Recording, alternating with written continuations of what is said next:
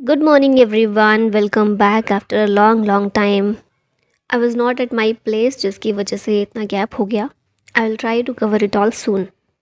और फिलहाल हम कल के और आज के करंट अफेयर यहाँ पर देख लेते हैं, मंडे और ट्यूसडे के हमारे न्यू वीक के. ठीक है, तो सबसे पहले हम देखिए राजनाथ सिंह जो हमारे कौन हैं, डिफेंस मिनिस्टर हैं. इनके द्वारा आर्मी का एक प्रोजेक्ट जिसका नाम है उद्भव, इसको लॉन्च किया गया है. ठीक है, तो याद रखना है उद्भव इंडियन आर्मी का एक प्रोजेक्ट है. कुछ समय पहले हमने देखा था कि इंडियन गवर्नमेंट ने नॉन बासमती वाइट राइस के एक्सपोर्ट को बैन कर दिया था. ठीक है, कुछ समय के लिए उस पर रोक लगा दी थी. फिर हमने उसके कुछ टाइम बाद एक देखा था कि एक कंट्री के लिए, कौन सी वो कंट्री है ये आप लोग बताइए, उसके लिए नॉन बासमती वाइट राइस के एक्सपोर्ट को अलाउ कर दिया था गवर्नमेंट ने. अभी ऐसा हुआ है कि 7 कंट्रीज़ के लिए नॉन बासमती वाइट राइस के एक्सपोर्ट के लिए अप्रूवल गवर्नमेंट के द्वारा दिया गया है. 1.34 million tons of non basmati rice export किए जा सकते हैं 7 कंट्रीज़ में.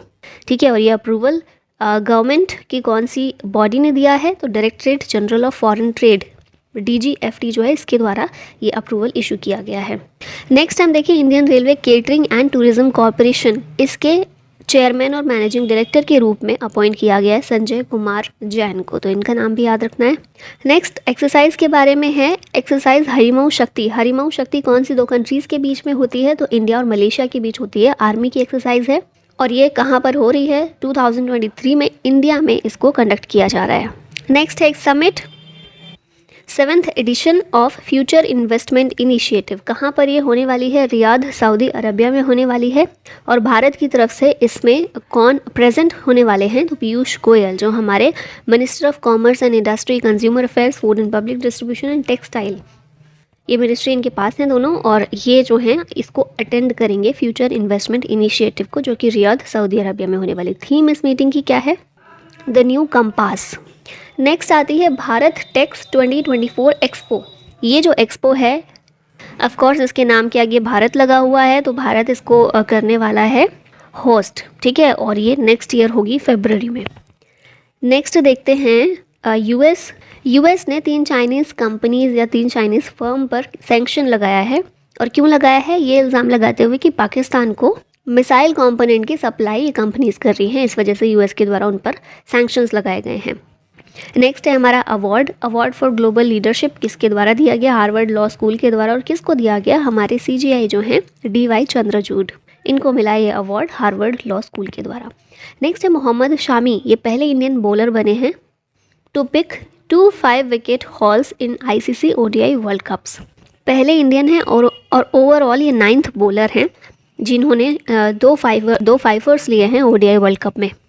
नेक्स्ट भी जो ये रिकॉर्ड है ODI वर्ल्ड कप का ही है, क्रिकेट से ही है, शुभमन गिल के द्वारा जो बनाया गया है. ये फास्टेस्ट बैटर बने हैं to score 2000 runs in ODI. चलिए अब कुछ क्वेश्चंस भी देख लेते हैं. Who has been elected as the new CEO and MD of Kotak Mahindra bank. ये बने हैं Ashok Vaswani. Option number D यहाँ पर करेक्ट है. उदय कोटक थे इनसे पहले, अभी अशोक वसवानी हैं. अगर हम बात करें कोटक महिंद्रा बैंक की, तो इसको 2003 में इस्टेब्लिश किया गया था. उदय कोटक इसके फाउंडर हैं. हेडक्वार्टर है मुंबई महाराष्ट्र में. चेयरमैन है प्रकाश आप्टे और MD और CEO अभी बने हैं अशोक वसवानी. अब यहाँ पर रिवीजन कर लेते हैं थोड़ा सा फाइनेंस और बैंकिंग से रिलेटेड जो भी अपॉइंटमेंट्स हुई हैं रिसेंटली. तो सबसे पहले है मुनीश कपूर, ये RBI के नए एग्जीक्यूटिव डायरेक्टर बने हैं. शशिधर जगदीशन MD और CEO हैं HDFC बैंक के. Chairman of Mastercard India former CBI chief हैं ये रजनीश कुमार, ये बनाए गए हैं. अश्वनी कुमार यूको बैंक के MD हैं. Rajnish Karnataka bank of India के MD और चेयरमैन हैं. सिद्धार्थ मोहंती LIC के चेयरमैन हैं. R दुराईस्वामी LIC के MD हैं. देवदत्त चंद ये बैंक ऑफ बड़ौदा के MD हैं. अजय बांगा वर्ल्ड बैंक के प्रेसिडेंट हैं. इंदरमीत गिल चीफ इकोनॉमिस्ट हैं वर्ल्ड बैंक के. पियरे ओलिवियर गॉरेंचास ये IMF के चीफ इकोनॉमिस्ट हैं. IMF की पहली deputy managing director Gita Gopinath हैं. उर्जित पटेल AIIB में वाइस चेयरमैन बनाए गए हैं. और V अनंत नागेश्वरन हमारे चीफ इकोनॉमिक एडवाइज़र हैं. Where is the head quarter of India meteorological department. IMD का हेड क्वार्टर कहाँ पर है, नई दिल्ली में है. और इसकी बात इसलिए हो रही है क्योंकि इसने अभी फॉरकास्ट किया है, प्रेडिक्ट किया है कि साइक्लोन तेज जो अरेबियन सी में एक फोर्स गैदर हो रही थी, साइक्लोन का रूप ले रही थी, जो एक फोर्स आ रही थी, वो अब एक्सट्रीमली सीवियर साइक्लोनिक स्टॉर्म में बदल रहा है, ठीक है। और ओमान और यमन को ये हिट कर सकता है बुरी तरीके से, ये प्रेडिक्ट किया गया है आईएमडी के द्वारा। और साइक्लोन का नाम क्या है? साइक्लोन तेज, ठीक है। फिलहाल इसकी कंडीशन क्या है? ये मूव कर रहा है west north west towards Maharashtra's coast, और ये फिर जाके हिट करेगा ओमान और यमन को। अब यहाँ पर आईएमडी की थोड़ी सी बात कर लेते हैं। 15 जनवरी 1875 को इस्टेब्लिश हुआ था, मतलब बहुत पुराना एक ये ऑर्गेनाइजेशन है। हेडक्वार्टर इसका लोधी रोड नई दिल्ली में है। रीजनल ऑफिसेज भी हैं आईएमडी के, चेन्नई, मुंबई, कोलकाता, नागपुर, गुवाहाटी और नई दिल्ली में। डायरेक्टर जनरल हैं मृत्युंजय मोहापात्रा। एनुअल बजट तो इतना इम्पोर्टेंट नहीं है। डीजी कौन है? ये यहीं पर, ये तो हो ही गया ना, डायरेक्टर जनरल। पेरेंट डिपार्टमेंट है इसका मिनिस्ट्री ऑफ अर्थ साइंसेज, और मिनिस्टर इस समय है किरण रिजिजू। वर्ल्ड मटीरियोलॉजिकल डे होता है 23 मार्च को। इसकी थीम इस बार की है the future of weather, climate and water across generations. Next question है which state government has launched the Mukhyamantri Makka mission to promote maize cultivation. Maize के कल्टिवेशन को प्रमोट करने के लिए मक्का मिशन इसको लॉन्च किया है ओडिशा गवर्नमेंट ने। तो ऑप्शन ए यहाँ पर करेक्ट हो जाएगा।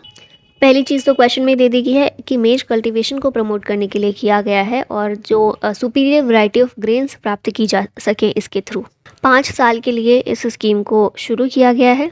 इस स्कीम को साइंटिफिक और प्रोग्रेसिव वे में इम्प्लीमेंट किया जाएगा, और गवर्नर कौन है? ओडिशा के रघुवर दास हैं, ठीक है। सीएम है नवीन पटनायक। अगला क्वेश्चन है which Indian player won the Abu Dhabi masters badminton 2023 women's singles title. ये है इंडियन बैडमिंटन प्लेयर उन्नति हुड्डा। ऑप्शन नंबर डी यहाँ पर करेक्ट है। इन्होंने सामिया इमाद फारूकी को हराकर ये जो टाइटल है जीता है। Bishan Singh Bedi has passed away, he was associated with which sports. ये क्रिकेट से रिलेटेड थे, और ये इंडियन टीम के कैप्टन भी रह चुके हैं, ठीक है, फॉर्मर कैप्टन थे।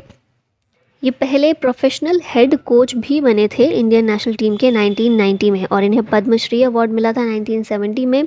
C K Naidu lifetime achievement award भी 2004 में इनको दिया गया था, और अभी इनका निधन हो गया है। रीसेंट जितने भी लोगों का निधन हुआ है उनको देख लेते हैं। डॉक्टर जॉन वार्नॉक अडॉब के को फाउंडर थे। CR राव मैथमेटिशियन थे। 2023 का इंटरनेशनल प्राइज इन स्टेटिस्टिक्स भी इनको मिल चुका है। इसरो के साइंटिस्ट एन वलारमथी, इनकी डेथ हो गई। चंद्रयान 3 काउंटडाउन के पीछे जो आखिरी वॉइस हमें इनकी देखने को मिली थी इस मिशन में, ठीक है। ओमेन चैंडी फॉर्मर केरला के CM थे। निकी मैक्रे पेंशन बास्केटबॉल स्टार और ओलंपिक गोल्ड मेडलिस्ट USA से थी। जॉन गुडेनफ ये लिथियम आयन बैटरीज के को इन्वेंटर थे। 2019 में नोबेल प्राइज़ इन केमिस्ट्री इनको मिला था। राकेश मास्टर टॉलीवुड कोरियोग्राफर थे। सिल्वियो बर्लुस्कोनी इटली के PM थे। गीतांजलि अय्यर पहली English female news presenter national broadcast Doordarshan में ये थी। सुलोचना लतकर एक्ट्रेस थी। वेद कुमारी घई संस्कृत स्कॉलर थी। Who one the gold medal in the mains high jump T63 event at the Asian para games 2022। इसमें गोल्ड मेडल जीता है शैलेश कुमार ने। तो ऑप्शन बी यहाँ पर करेक्ट हो जाएगा। चाइना में ये एशियन गेम हो रहे हैं। कौन से नंबर के एडिशन इसका 4th है, ठीक है। 4th Asian para games 2022 हांगझो China में। इस इवेंट में गोल्ड मेडल तो शैलेश कुमार ने जीता, और फिर उसके बाद सिल्वर मेडल जीता मरियप्पन थंगावेलु ने। फिर एक दूसरा इवेंट था mains high jump T47 event. इसमें निषाद कुमार ने गोल्ड मेडल जीता था। Who has recently launched project उद्भव। अभी हमने देखा था वन लाइनर में भी, प्रोजेक्ट उद्भव को किसने लॉन्च किया? इंडियन आर्मी ने लॉन्च किया है, ठीक है। इंडियन आर्मी का ये प्रोजेक्ट है प्रोजेक्ट उद्भव, और इंडियन आर्मी की तरफ से भी राजनाथ सिंह के द्वारा इसको इनॉग्रेट किया गया। अब इस प्रोजेक्ट उद्भव का एम क्या है? To rediscover the profound Indian heritage of statecraft and strategic thoughts derived from ancient Indian text.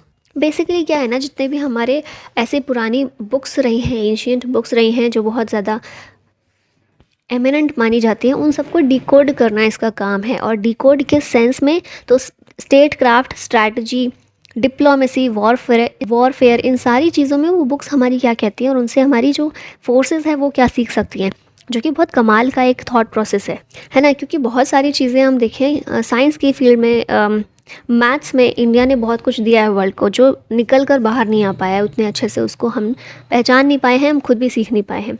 तो ये एक बहुत अच्छा तरीका देखने को मिलता है कि जो जैसे कि कुछ बुक्स के नाम भी यहाँ मेंशन किए गए हैं, चाणक्य की अर्थशास्त्र जो है या फिर कामंडक की नीति सार है, तमिल जो एक बुक है थिरुवल्लुवर की थिरुकुरल, ये सारी बुक्स को डिकोड किया जाएगा, इनको रीडिस्कवर किया जाएगा कि इसमें किस तरह की चीज़ें बताई गई हैं डिप्लोमेसी से रिलेटेड, वॉरफेयर से रिलेटेड, जिनको हम इम्प्लीमेंट कर सकते हैं, हमारी आर्मी इम्प्लीमेंट कर सकती है उनसे सीख कर कुछ चीज़ें। जैसे अर्थशास्त्र में एक सप्तांग थ्योरी आप लोगों ने पढ़ा हो तो ज़्यादा लोगों ने शायद ना पढ़ा हो। जैसे मेरा ग्रेजुएशन का सब्जेक्ट पॉलिटिकल साइंस था तो उसमें ये चीज़ें हमने पढ़ी थी।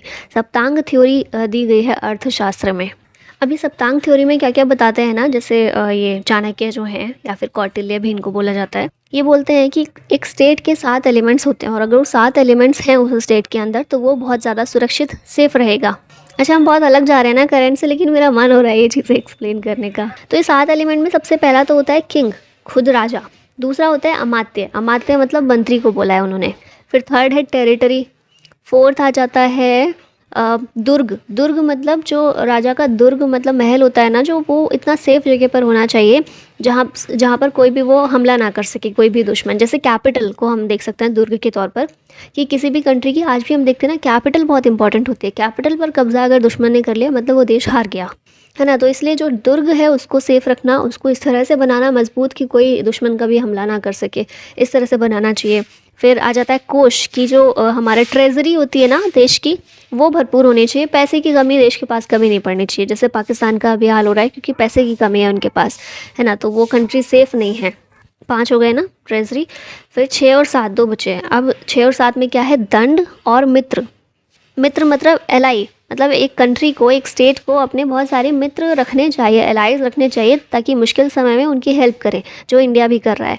और दंड मतलब दंड का यूज़ भी स्टेट को टाइम टाइम पर करना चाहिए, अपनी पावर को बरकरार रखने के लिए, दिखाने के लिए। तो ये 7 एलिमेंट्स हैं जो बताए हैं कौटिल्य ने। इसी तरह से अब हम वापस आ जाते हैं इस क्वेश्चन पर। प्रोजेक्ट उद्भव जो है, इसी तरह की चीज़ें जो भी हमारे एंशियंट टेक्स्ट में दी गई हैं उनको रीडिस्कवर करने का काम करेगा, ताकि इनसे और चीज़ें सीखी जा सकें जो आज भी रिलेवेंट हैं। और सारी चीज़ें हम देखते हैं ना लगभग आज रिलेवेंट है ही, थोड़ी बहुत को अगर उनमें मॉडिफाई कर दिया जाए थोड़ा बहुत, तो वो पूरी तरह से रिलेवेंट है। अब नेक्स्ट क्वेश्चन पर आते हैं। A 2 day long anthurium festival begin with all festivities and enthusiasm in which state. बहुत इंपॉर्टेंट क्वेश्चन है क्योंकि इनमें हम कंफ्यूज हो जाते हैं। नॉर्थ ईस्ट वाले फेस्टिवल्स में हम हमेशा कंफ्यूज हो जाते हैं ना। तो एंथूरियम फेस्टिवल जो है ये है मिज़ोरम का। अच्छे से इसको याद कर लीजिए, कोई ट्रिक बनाकर, कैसे भी एग्ज़ाम में आए तो कंफ्यूज होने की कोई ज़रूरत नहीं है। 2 दिन का ये फेस्टिवल है, ठीक है। और कहाँ पर, मिज़ोरम में। और मिज़ोरम में भी बेसिकली मामित डिस्ट्रिक्ट में इसको सेलिब्रेट किया जाता है। अब हम आ गए हैं एंड में, और ये क्वेश्चन है आप लोगों के लिए। Who has been appointed as the DG of Indian coast guard? Ajay Bhadu, Rakesh Mishra, Sanjay Arora या फिर राकेश पाल? इसका आंसर बताइएगा कमेंट बॉक्स में। और इसी के साथ वीडियो का